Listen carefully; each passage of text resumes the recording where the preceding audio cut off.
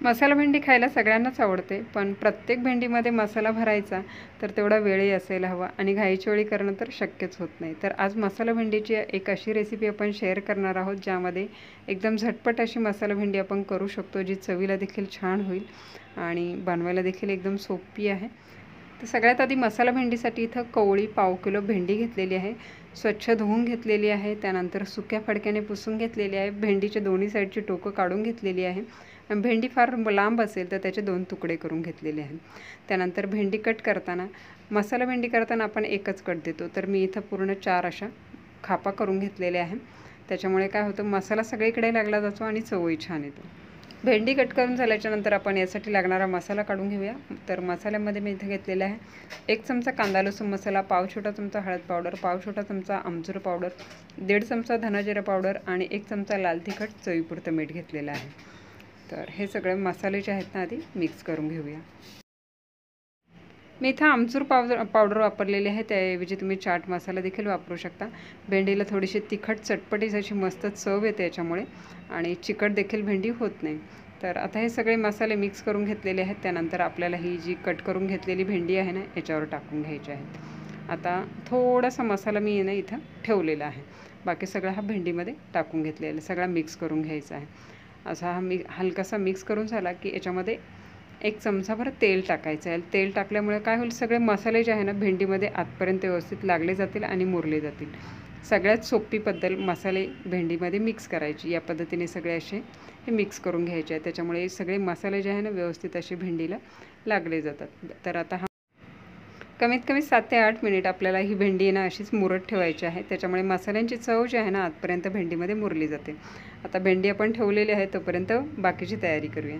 तर इथे फोडणीसाठी 2 चमचे तेल गरम केलेलं आहे. त्यामध्ये जिरं टाकलेलं आहे पाव छोटा चमचा.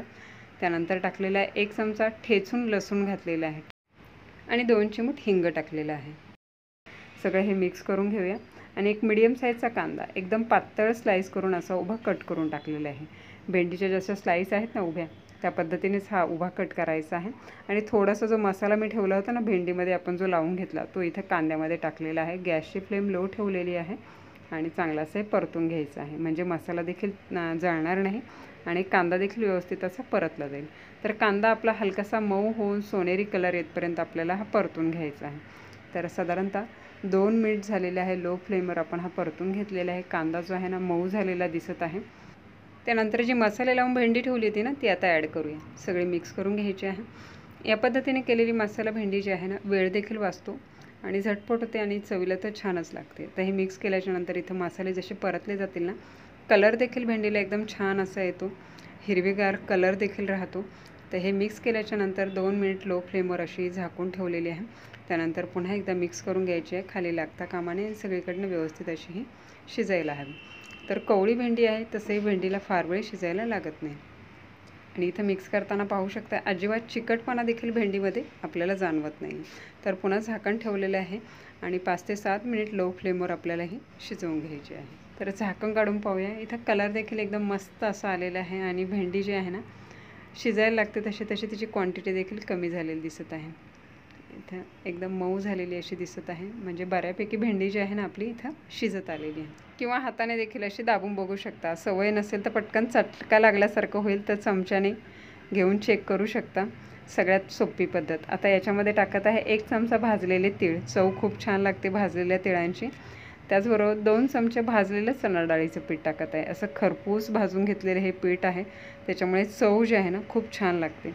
आणि त्याचबरोबर टाकत आहे 1 चमचा भाजलेल्या शेंगदाण्यांचा कूट.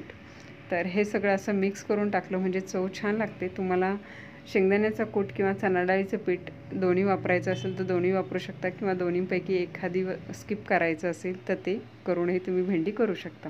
आता हे मिक्स न करताच असं 1 मिनिटभर असंच वाफवून ठेवलेलं आहे. त्याच्यामुळे काय होतं, पिठाच्या गुठळ्या होत नाही आणि ते थोडीशी वाफ लागल्यामुळे छान असे मिक्स होतात. तर इथं पाहू शकता हे व्यवस्थित असं मिक्स करून घेतलेलं आहे आणि ते इथं पाहूनच ही भेंडी एवढी मस्त अशी होते की पाहता क्षणी कोणालाही ही खावीशी वाटेल. थोडीशी अशी तिखट चटपटीत टेस्ट या भेंडीला येते आणि मसाला भेंडी जशी करतो ना तेवढीच चवीला ही छान लागते, किंबहुना त्याहूनही जास्त चवीला तुम्हाला नक्कीच आवडेल. इथे कलर देखील पाहू शकता एकदम मस्त असा कलर आलेला आहे. तर झटपट होणारी अशी ही मसाला भेंडी आहे. घरी करून पहा. रेसिपी तुम्हाला नक्कीच आवडली असेल. चपातीबरोबर, भाकरीबरोबर किंवा वरण भाताबरोबर तोंडी लावायचं म्हटलं तरी भेंडीच्या भाजीची रेसिपी एकदम सोपी आहे. सगळ्यांना आवडेल अशी आहे. घरी करून पहा आणि रेसिपी जर आवडली तर रेसिपीला लाईक, कमेंट, शेअर करा.